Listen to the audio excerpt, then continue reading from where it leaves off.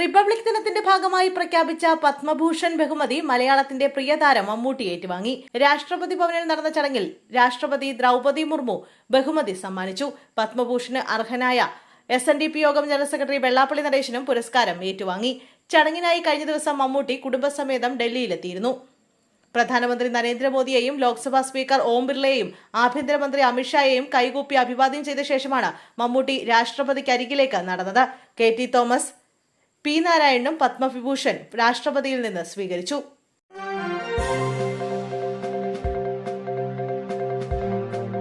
വ്യാഴാഴ്ച മൊഹറം അവധിയില്ല, വെള്ളിയാഴ്ച പൊതു അവധി.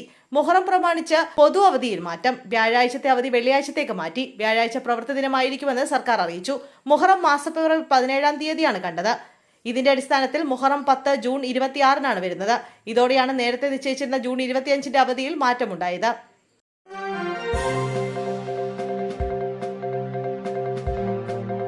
സർക്കാരിന് ആശ്വാസം. ഡോക്ടർ റീനയുടെ സ്ഥലമാറ്റം ശരിവെച്ച് ഹൈക്കോടതി. ആരോഗ്യവകുപ്പ് ഡയറക്ടർ ഡോക്ടർ KJ റീനയെ സ്ഥലം മാറ്റിയ സർക്കാർ നടപടി ശരിവെച്ച് ഹൈക്കോടതി. കേരള അഡ്മിനിസ്ട്രേറ്റീവ് ട്രൈബ്യൂണൽ പുറപ്പെടുവിച്ച ഉത്തരവ് നടപടിക്രമങ്ങൾ പാലിക്കാതെയാണെന്നും ഹൈക്കോടതി വ്യക്തമാക്കി. സ്ഥലം മാറ്റം സ്റ്റേ ചെയ്തുകൊണ്ട് കേരള അഡ്മിനിസ്ട്രേറ്റീവ് ട്രൈബ്യൂണൽ പുറപ്പെടുവിച്ച ഉത്തരവിനെതിരെ സംസ്ഥാന ആരോഗ്യവകുപ്പ് ഹൈക്കോടതിയെ സമീപിക്കുകയായിരുന്നു. സർക്കാരിന് ആശ്വാസകരമായ വിധിയാണ് ഹൈക്കോടതിയുടെ ഭാഗത്തു നിന്നുണ്ടായത്. ഇരുകൂട്ടരെയും വിശദമായ വാദം കേട്ട ശേഷമാണ് ഹൈക്കോടതി നടപടി. കേരള അഡ്മിനിസ്ട്രേറ്റീവ് ട്രൈബ്യൂണലിന്റെ ഉത്തരവ് ഹൈക്കോടതി റദ്ദാക്കി. തന്നെ സ്ഥലം മാറ്റിയത് നിയമവിരുദ്ധമായിട്ടാണെന്നായിരുന്നു ഡോക്ടർ KJ റീനയുടെ വാദം.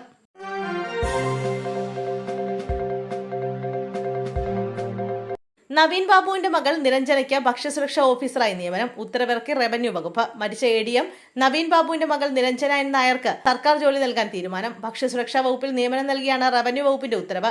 സാമാശ്വാസ തൊഴിൽദാന പദ്ധതി പ്രകാരമാണ് നിയമനം. വൈകിട്ടാണ് ഉത്തരവിറങ്ങിയത്. ഭക്ഷ്യസുരക്ഷാ കമ്മീഷണറാണ് തുടർ നടപടികൾ സ്വീകരിക്കേണ്ടത്.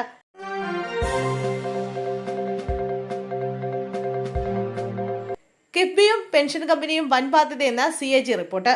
ധനമാനേജ്മെന്റിലും പാളിച്ച. സംസ്ഥാനത്തിന്റെ സാമ്പത്തിക പ്രതിസന്ധിയുടെ ആഴം വ്യക്തമാക്കി 2024-25 വർഷത്തെ CAG റിപ്പോർട്ട് നിയമസഭയിൽ. തീർപ്പാക്കാത്ത ബാധ്യത മാത്രം 3511 കോടിയാണ്. ദുരിതാശ്വാസ നിധിയിൽ നിന്ന് 262 കോടി സഞ്ചിത നിധിയിലേക്ക് ക്രമരഹിതമായി മാറ്റി.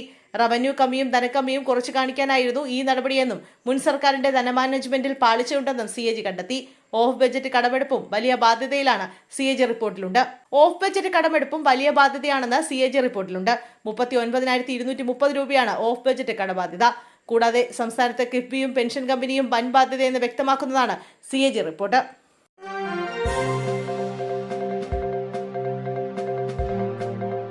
കൊട്ടാരക്കര അപകടം. ഡ്രൈവർക്ക് ഹെവി ലൈസൻസ് ഇല്ല. GPS ഓഫാക്കിയ നിലയിൽ നിന്നും കണ്ടെത്തി. കൊട്ടാരക്കരയിൽ നിയന്ത്രണം വിട്ട ടിപ്പർ ലോറി ബസ് സ്റ്റോപ്പിലേക്ക് പാഞ്ഞു കയറി 3 പേരുടെ മരണത്തിനിടയാക്കിയ സംഭവത്തിൽ ഡ്രൈവർ ചവറ സ്വദേശിയായ നിസാമിന് ഹെവി ലൈസൻസ് ഉണ്ടായിരുന്നില്ല. 1 മാസം മുമ്പാണ് നിസാം ഗൾഫിൽ നിന്നെത്തിയത്. അപകട സമയത്ത് വാഹനത്തിന്റെ GPS സംവിധാനം ഓഫാക്കിയ നിലയിലായിരുന്നുവെന്നും അമിത വേഗതയാണ് അപകടത്തിന് കാരണമായതെന്നും ട്രാൻസ്പോർട്ട് കമ്മീഷണർ വ്യക്തമാക്കി. ടിപ്പർ ലോറിക്ക് 17 വർഷത്തെ പഴക്കമുണ്ട്. അപകടത്തിന് പിന്നാലെ വാഹനത്തിന്റെ ഫിറ്റ്നസ് RTO റദ്ദാക്കിയിട്ടുണ്ട്.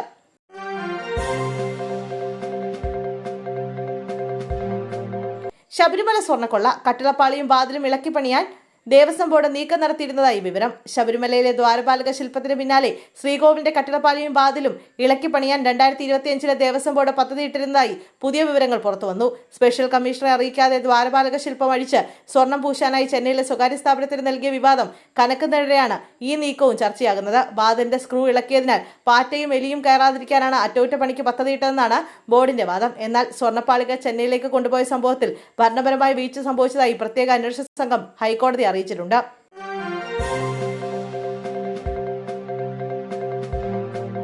കേന്ദ്ര സഹമന്ത്രി ജോർജ് കുര്യൻ ഔദ്യോഗികമായി രാജിവെച്ചു. കേന്ദ്ര സഹമന്ത്രി ജോർജ് കുര്യൻ തന്റെ മന്ത്രിസ്ഥാനം ഔദ്യോഗികമായി രാജിവെച്ചു. രാജ്യസഭാ കാലാവധി പൂർത്തിയായതിനെ തുടർന്നാണ് അദ്ദേഹം പദവി ഒഴിഞ്ഞത്. രാഷ്ട്രപതി ദ്രൗപദി മുർമു അദ്ദേഹത്തിന്റെ രാജി ഔദ്യോഗികമായി സ്വീകരിച്ചിട്ടുണ്ട്. 3-ാം മോദി മന്ത്രിസഭയിൽ ന്യൂനപക്ഷകാര്യം, മത്സ്യബന്ധനം, മൃഗസംരക്ഷണം എന്നീ വകുപ്പുകളുടെ സഹമന്ത്രിയായിരുന്നു. മധ്യപ്രദേശിൽ നിന്നുള്ള രാജ്യസഭാംഗമായിരുന്ന ജോർജ് കുര്യൻ. മന്ത്രിസ്ഥാനം ഒഴിഞ്ഞ അദ്ദേഹം ഇനി കേരളം കേന്ദ്രീകരിച്ച് പാർട്ടി സംഘടനാ രംഗത്ത് സജീവമായി പ്രവർത്തിക്കാനാണ് താൽപര്യം പ്രകടിപ്പിച്ചിട്ടുള്ളത്.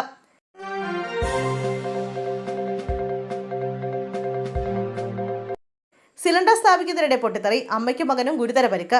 ഗ്യാസ് സിലിണ്ടർ പൊട്ടിത്തെറിച്ച് അമ്മയ്ക്കും മകനും ഗുരുതര പരിക്കേറ്റു. ഇടുക്കി കരിമ്പനയിലാണ് സംഭവം. കരിമ്പൻ സ്വദേശികളായ കൊട്ടാരത്തിൽ 37-കാരനായ ജസ്റ്റിൻ ജോസ്, അമ്മ ജോളി ജോസ് എന്നിവർക്കാണ് പൊള്ളലേറ്റത്. പുതിയ ഗ്യാസ് സിലിണ്ടർ ഘടിപ്പിക്കുന്നതിനിടെ തീ പടർന്നതായാണ് പ്രാഥമിക നിഗമനം. സ്ഫോടനത്തിൽ ഗുരുതരമായി പൊള്ളലേറ്റ ഇരുവരെയും കോട്ടയം മെഡിക്കൽ കോളേജിലേക്ക് മാറ്റി.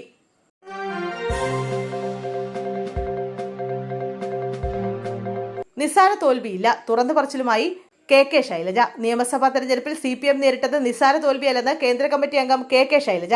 പാർട്ടി ശക്തി കേന്ദ്രങ്ങളിൽ പോലും നേരിട്ടത് വലിയ തിരിച്ചടിയാണ്. കഴിഞ്ഞ 3 തെരഞ്ഞെടുപ്പുകളിലെ തോൽവി പഠിക്കണം. ഉറച്ചു നിന്നവർ പോലും ഇടതുപക്ഷത്ത് നിന്ന് മാറി. പ്രശ്നങ്ങൾ ശ്രദ്ധയിൽപ്പെട്ടിട്ട് പരിഹരിക്കാൻ ശ്രമമുണ്ടായില്ല. നേതാക്കളുടെയും പ്രവർത്തകരുടെയും ശൈലിമാറ്റം അനിവാര്യമാണ്. ഭാഷാശൈലിയും പെരുമാറ്റവും ജീവിത രീതിയും പരിശോധിക്കണമെന്നും കെ ശൈലജ ആവശ്യപ്പെട്ടു.